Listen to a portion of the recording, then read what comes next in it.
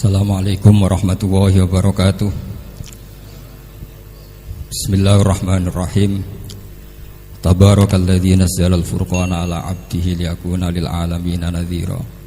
Allahumma shalli wa sallim ala sayyidina Maulana Muhammadin wa ala alihi wa sahbihi ajmain, amma ba'du.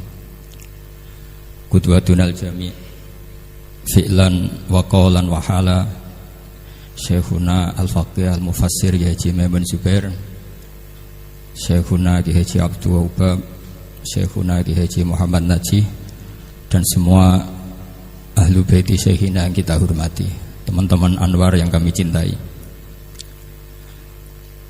Sebelumnya saya mohon maaf karena saya harus di atas, padahal kita ini fi tabqatin wahidah, sama-sama tahta Syekhin wahid, tahta murabbin wahid, yaitu Syekhina Ki Haji Maimun Zubair. Dari sisi itu saya minta maaf. Dari sisi yang lain jenengan harus minta maaf saya karena ini bully saya. Artinya bully itu kesannya di atas, tapi ini makmur, diperintah, diatur. Jenengan al-amirun atau al-amir, jenengan pemerintah. Jadi dari sisi ini jenengan keren ya, ngatur-ngatur saya. Tapi begini, sengaja saya tidak bawa makalah, tahun kemarin juga tidak bawa makalah, karena saya datang, saya matur Gus Iid ketika beliau minta saya datang. Saya datang tapi tidak sebagai narasumber, ya seperti umumnya santri alumni. Jadi ya saya datang saja karena ada tugas memberi orasi ilmiah. Kita mulai begini.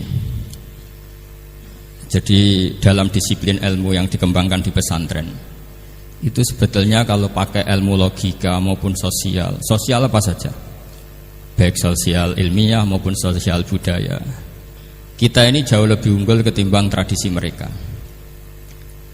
Misalnya begini, dulu di era Umar bin Abdul Aziz ada yang memberi gelar Khamisul Khulafa. Ini yang dikutip Mizan Kubro Imam Sa'roni. Beliau ngendikan begini, idza ra'aitum jama'atan yatanajawna sirran fima bainahum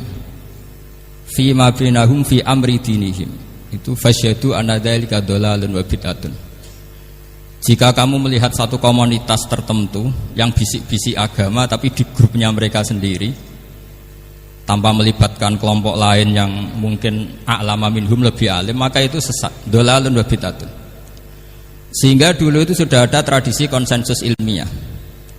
Konsensus ilmiah ini diputuskan oleh konsensus yang min ahlil ilmi. Sehingga orang yang tidak ngalim itu ya konangan. Kalau sekarang nggak pati konangan, tahu-tahu ada orang nggak jelas juntrungannya punya majelis tafsir yang bisa saja cindil tikus itu halal. Hanya karena berdasar dalil, misalnya kula ajidu fima uhiya ilayya muharraman ala ta'imi yat'amuhu illa yakuna maitatan aw damam masfuhan aw lahma khinzir, sehingga dianggap yang halal itu banyak, yang haram hanya 3.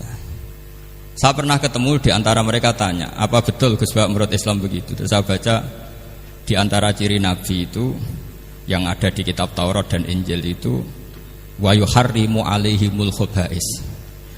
Jadi kadang mawadi'ul halal wal haram itu tidak disebut di halal haram, tapi disebut di sifatun Nabi. Sifatnya Nabi adalah wa yadau anhum israhum wal aghlal allati kanat alaihim. Di antara sekian sifat itu wa yuharrimu alaihimul khaba'is, dan Nabi mengharamkan sesuatu yang menjijikkan. Nah, kira-kira itu cindil tikus itu kalau sampean dakok di ruang tamu menjijikkan enggak? Ya jijik.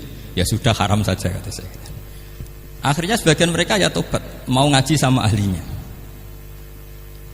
Dulu ketika Imam Malik ngarak Muwatta, itu beliau ngendikan, dan ngendikan itu saya hafalkan. Ini ada di kitab Al-Manhalul Latif, juga dikutip Gus Najih dalam kitabnya At-Tajridul Musaffa.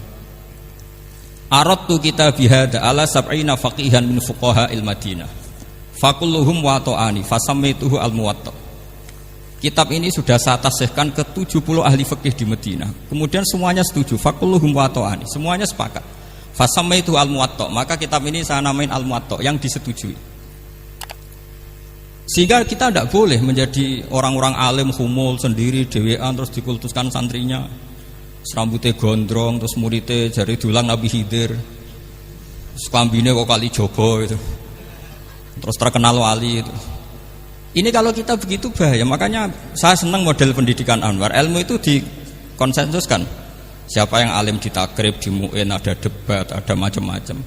Sehingga yang terbaik, baik secara ilmu maupun perilaku dituakan. Ini penting. Kalau ilmu tidak dikontrol itu repot. Saya berikan contoh betapa kita lebih kritis ketimbang tradisi di kampus. Saya pernah didebat sama salah satu kelompok ormas tertentu. Pak Baha, apa alasannya orang NU kalau megang istrinya itu kok batal gitu? Wong istrinya digauli saja boleh, masa megang itu batal gitu. Terus saya jawab, kamu tahu definisi mahram?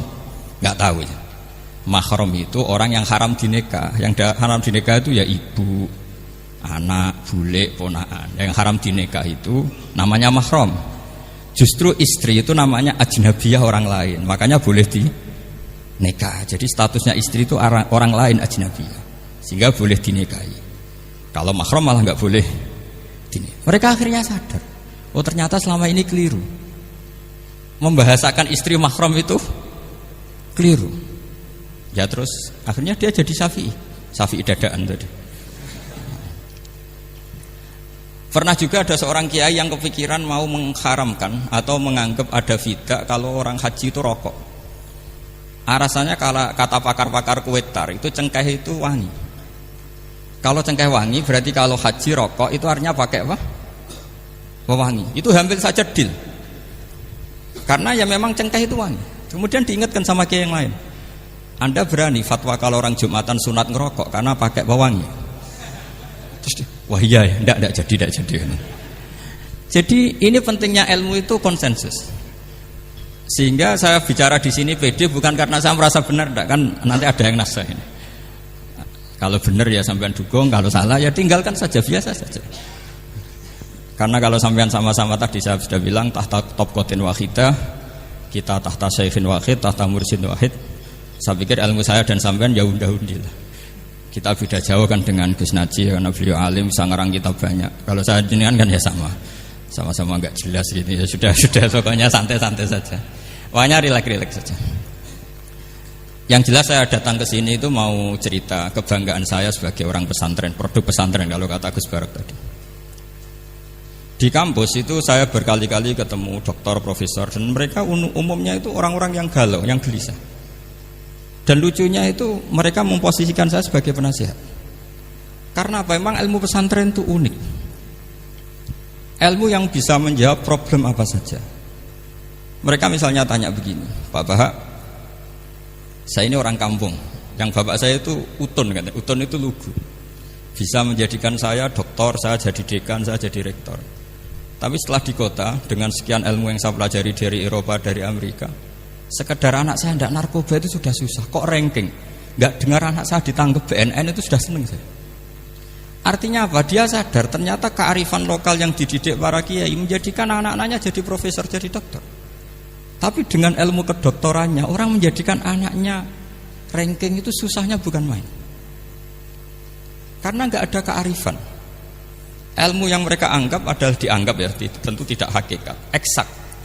Eksak saja sebetulnya tidak juga subjektivitas mereka. Misalnya begini, ini contoh sekian. Pernah saya lomba cepet-cepetan matematika. Kalau saya kan pernah dimintai konsultan sebagai badan Basnas Nasional. Mereka kalau ngitung ya zakat tijarah itu 2,5%.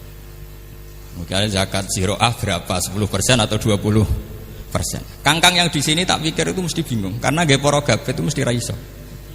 Dan mereka tak tantang, coba jenengan bikin poro gabet, saya pakai matematika pesantren. Itu cepat saya.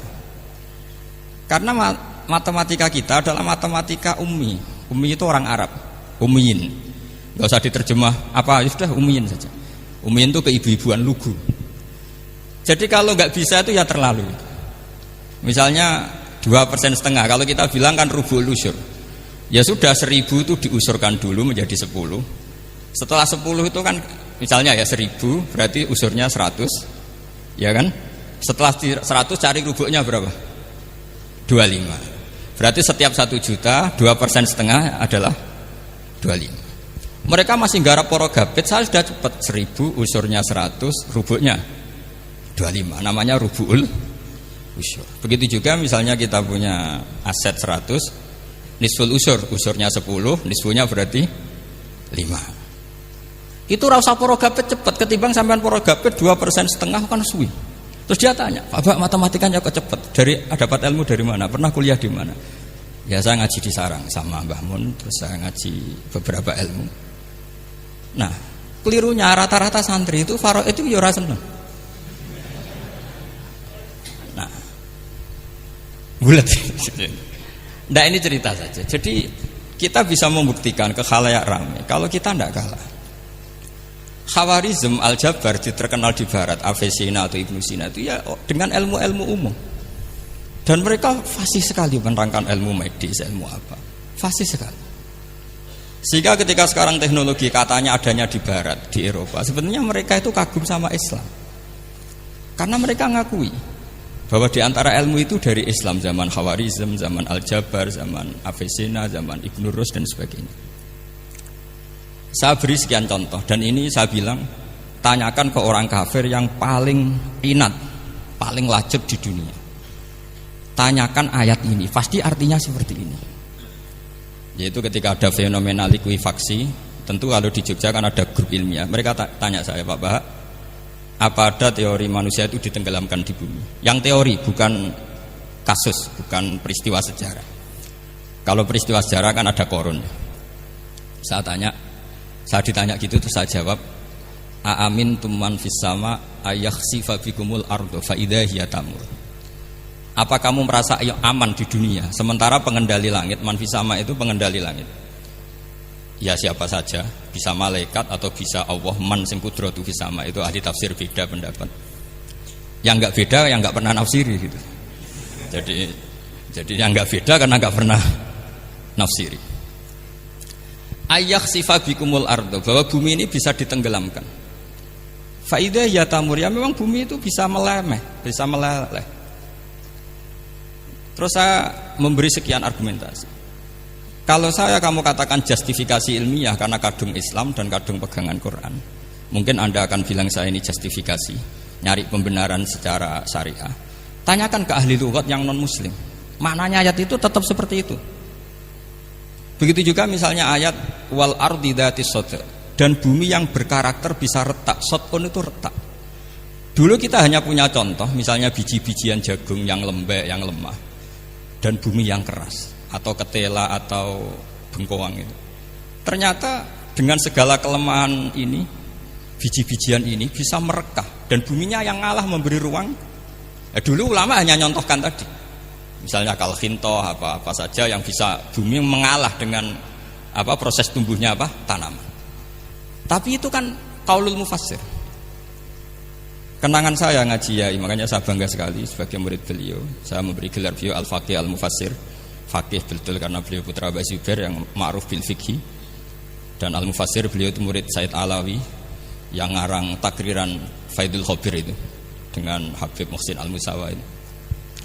Ini penting, sanad kita ini penting, dan kita insya Allah sebagai murid tidak akan merusak sanad itu. Dan yang merusak sanad itu gurunya alim, baik guru alim terus kita bodoh, itu merusak sanad itu. Saya masih ingat didhawuhi Mbah Mun, wong jagoan merusak sanad.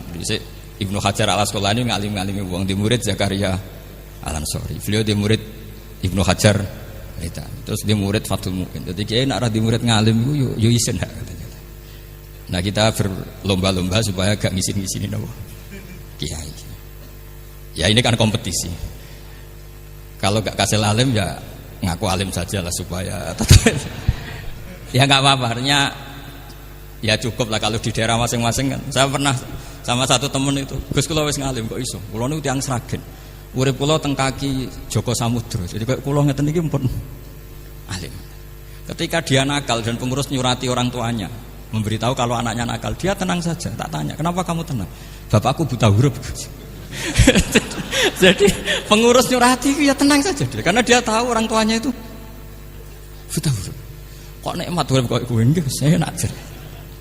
Ya tapi insya Allah barokatuh Syekhina semua itu tetap berkah. Karena itu awal hidayat di daerah masing-masing. Itu tidak perlu alim, sudah hebat. Karena ya nggak perlu lah. Kalau alim betul malah nggak sempat dakwah. Begini, ini penting saya utarakan. Karena sanad keguruan. Itu pernah saya cek ya. Ini cerita ini tahadus bin Nikmat. Guyonannya ulama meskipun guyonan itu ternyata musalsal. Dulu ya itu mungkin semuanya dengar sering cerita ada seorang desa gitu yang kambingnya habis mati, kebetulan kambingnya itu jenggotan kata beliau. Itu ada khotib yang jenggotan tuh nangis. Sempat khotibnya itu GR kalau dia itu ya ta'assar bimau idoti. Ya ta'assar sampai apa? Nangis sih. Ternyata enggak. Dia ingat khotib itu ingat kambingnya yang mati. Itu cerita Yai dulu dan diulang-ulang. Ternyata saya baca, kalau sama nggak percaya baca di Al-Fawaid Asyatiriyah atau Al-Fawaid Al-Haramiyah. Itu karangannya Habib Salim Asyatiri. Beliau dekat sekali dengan Gus Najib, pernah nginep di beliau. Itu di karangan beliau sampai cek nanti di qauluhu ta'ala lau adzibannahu adzaban sadidan aw la asbahannahu aw la ya'tiyanni bisultanim. Itu kata beliau begini. Adzaban sadidan itu orang dihidupkan atau didomisilikan di daerah yang enggak sejenis. Itu tersiksa sekali. Terus di situ beliau cerita, dulu itu ada orang alim alamah hamilul Quran itu di penjara. Karena ketemu orang sejenis santri-santri yang kebetulan itu ada kios politik itu atau gerakan politik. Itu di penjara itu asik saja. Bahkan banyak alumni penjara itu udah hafal Quran. Yang sebelum hafal ada yang bebas, nggak mau bebas karena ingin meneruskan hafalan dengan saking keramatnya tadi orang alim yang hafal Quran. Suatu nanti kalau nggak percaya nanti dicek. Kitab itu sekarang gampang didapatkan. Al-Fawaid apa? Asyatiriyah atau Al-Fawaid Al-Haramiyah itu namanya itu. Itu ternyata terus penguasa ini ngerti, ini di penjara kok happy-happy saja malah mulang Quran. Di penjara mek wong bedui sing ora roh wong alim ya ora roh kitab. Ternyata si bedui tadi pertama melihat syekh yang jenggotan tadi, ingatnya sama kambing tadi. Langsung dong, ya Allah saya ingin bebas. Artinya betapa tersiksanya orang dikumpulkan orang yang tidak sejen. Dan guyonan itu ada di Al-Fawaid Asyatiriyah. Betapa ini al-arwah junudun mujannad. Mbah Mun muridnya Sayyid Alawi pernah cerita itu, meskipun dengan analogi kias yang beda. Sayyid Habib Salim Asyatiri itu malah cerita itu ditadwin, dimudawankan, yaitu ditulis di kitab. Itu kan luar biasa. Dan saya punya kitab itu. Kemudian yang sama lagi adalah Yai sering berkeyakinan annal ardo kurawiyah. Meskipun sampean mungkin lihat di video-video nak bumi itu flat, itu orang nggak mau mikir mungkin ya. Annal ardo kurawiyah. Saya percaya beliau karena beliau orang alim dan saya percaya teori falak. Kemudian saya cek di tafsirnya Imam Habib Satiri tadi di ayat watarol jibala tahsabuha jamidatan wa hiya tamurru marras sahab. Kata beliau annal ardo kurawiyah wa anna hadhil ardo tamurru kal jibal atau tamurru mamarul jibal marul jibal. Ketika dia ditanya apa alasannya, watarol jibala tahsabuha, kan ada kata tahsabuha. Tahsabu itu hasibah yahsabu husbanan. Kalau sebagian lughat hasibah yahsibu husbanan. Nah, itu sekarang kata beliau, itu sekarang. Kenapa itu sekarang? Idlah husbana hunaka. Kan ada mufassir yang mengatakan tamurru marras sahab itu nunggu di akhirat. Wa tarol jibala tahsabuha jamidatan wa hiya tamurru marras sahab. Marras sahab itu nunggu nanti di akhirat.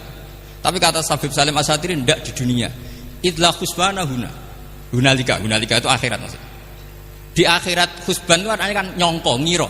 Di akhirat semuanya itu ilmul yakin, ainul yakin. Jadi kalau tahsabuha pasti di dunia karena adanya husban dugaan hanya ada di dunia.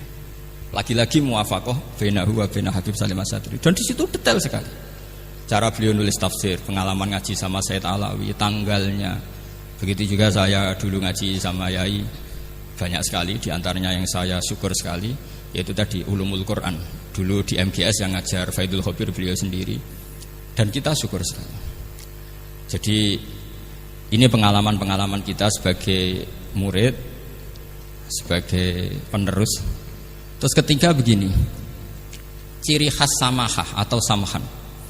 Ini saya meskipun tidak bawa makalah, saya ini baca sekian takbir. Kenapa guru-guru kita di Indonesia itu menghindari tema-tema ekstrim atau tema-tema keras?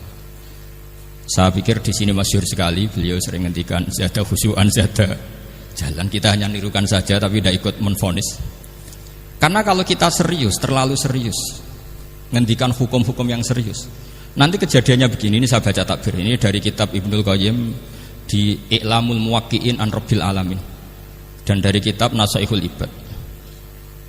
Ketika lisan dihisab sama Allah Ta'ala dan mendapatkan azab yang paling tinggi dibanding jawareh yang lain, itu ketika lisan menanyakan sama Allah, kenapa ya Allah saya punya adab yang begitu ekstrim? Jawabannya Allah, kharajat minka kalimatun balagot masyariqal ardi wa magharibaha fasufikat biha damul haram wa ukhidha biha al-malul haram wa antuhika biha al-farjul haram. Jadi kalau fatwa serius menjadi ekstremis, apalagi fatwa-fatwa tentang chaos, tentang apa, itu nanti resikonya itu ada safkut dima, dan itu hal yang dihindari ulama dulu.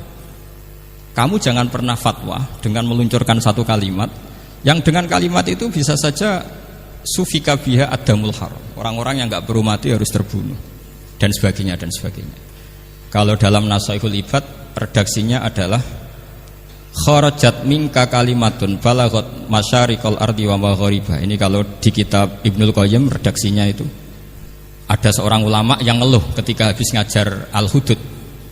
Ha anadza, kata beliau, yuta'allamu minni ma tudrabu bihir riqab wa tuta'u bihil furuj wa tu'khadhu bihil huquq.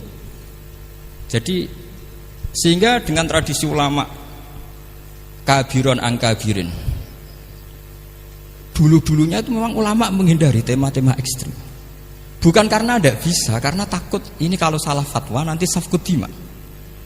Dan itu yang dilakukan Said Hasan bin Ali ketika beliau konflik, ya dengan tanda kutip konflik dengan Muawiyah. Kata beliau, bisa saja ini hak rajulin, ya sudah tak kembalikan ke dia. Bisa saja hak saya tak kasihkan ke dia, haknan lidima'il muslimin.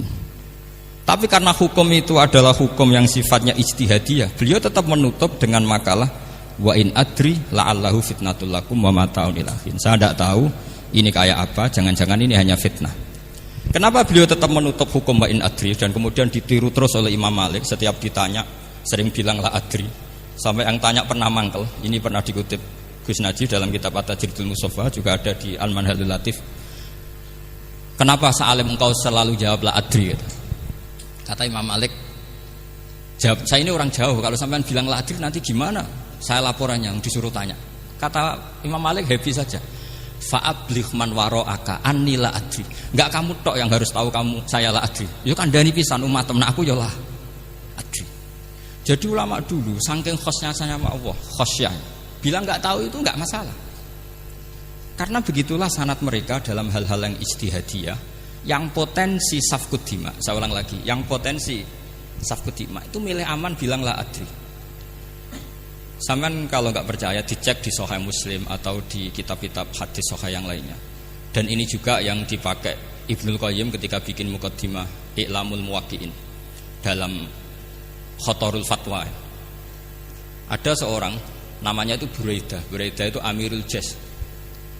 Itu setiap mau perang atau punya MOU dengan kelompok lain, kata Rasulullah, jika mereka menginginkan kamu ala antun zilahum ala hukmillah wa ala hukmi rasulillah fala tunzilhum ala hukmillah wa ala hukmi rasulillah.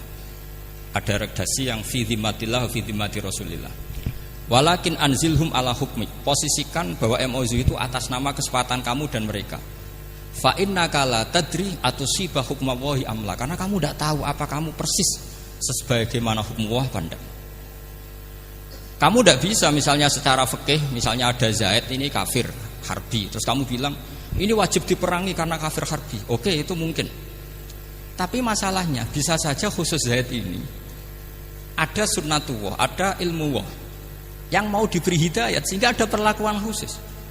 Sampai lihat dalam Asra Badrin, itu yang ketangkap di Asra Badrin itu kan semuanya kafir harbi. Ini alhamdulillah ini beliau rawuh.